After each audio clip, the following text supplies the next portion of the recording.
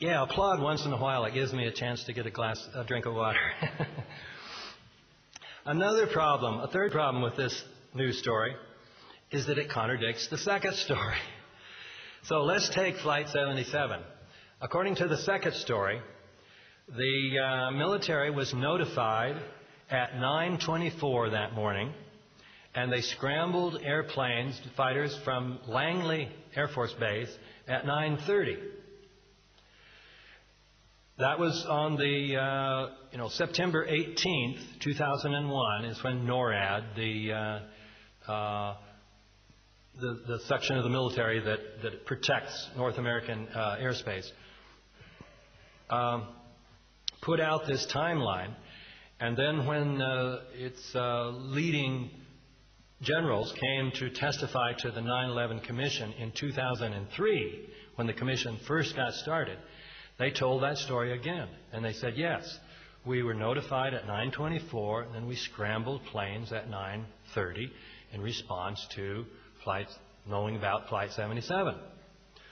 Well, as I say, the news story, according to the NORAD tapes, is that they were not notified about Flight 77, and that really they scrambled the flights. They can't deny the flights were scrambled. Everybody knows the flights were scrambled at 9:30 from Langley. So they couldn't deny that. So they said, you scrambled them to go after Phantom Flight 11. So the news story is that the controller in Boston, after Flight 11 hit the World Trade Center, this controller got confused and said, oh no, Flight 11 didn't hit the World Trade Center. It's still up and it's heading towards Washington. And so you, military, General Arnold, what you really did is you scrambled those fighters to go after Phantom Flight 11, a flight that didn't exist, a ghost flight. And why didn't you tell us that in 2003? And Arnold says, oh, I didn't remember. Can you imagine this? This would have been the most embarrassing moment in his life, that the one time he finally scrambled fighters on 9/11 was to go after a non-existent plane. He would have been so angry with the FAA because they sent him on this wild goose chase after a non-existent plane. And, all these people were killed and he forgot. It's beyond belief, this news story. Now, what does the 9/11 Commission do? Explain why did General Arnold tell a false story? Not only General Arnold, other people, and in fact the whole military, because everybody would have known if that story was false, that it was false. So everybody in the Pentagon was going along with this story. Everybody in the Bush administration was. So, this is an enormous lie with lots of people participating in the lie, if it was a lie.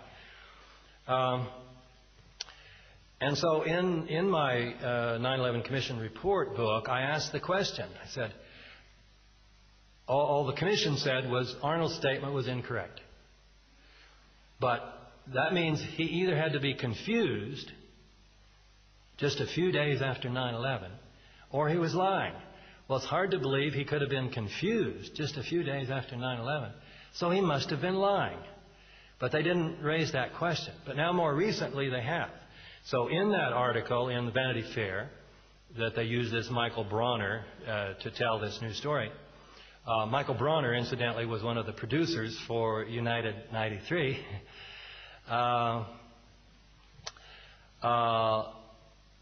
They say, well, he had to be lying because he listened to the tapes, the NORAD tapes, in 2003, just before he gave the testimony. So if he had forgotten about Phantom Flight 11 and forgotten about they weren't notified about Flight 77, that would have jogged his memory. And yet he came in and still told the old story. And now Chairman Thomas Kean and Vice Chairman Lee Hamilton have written a book that's just come out last week called Without Precedent. And they say this in there, that they're very upset with the military and they suspect the military lied. Now, can we believe the military would have told the lie? We can believe the military would lie, but can we believe the military would tell the particular lie they're accused of telling? Because here's what it is. The old story, remember story number 2, put half of the blame on the FAA. They were late notifying, but half of the blame on the military, because the military still had time to get there and they didn't do it. The new story puts all the blame on the FAA.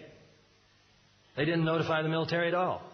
So now the military is blameless, according to the new story. Now, if the new story were true, can you imagine that the military would have lied to tell the old story that would make them look bad? Not just bad, it made them look like they were guilty of treason against the United States and mass murder. Would these guys have told a lie like that to protect the poor little FAA? It just doesn't fit with any human psychology, and certainly not human military psychology, that they would have told such a lie. And yet, this is a news story, and the press is buying it.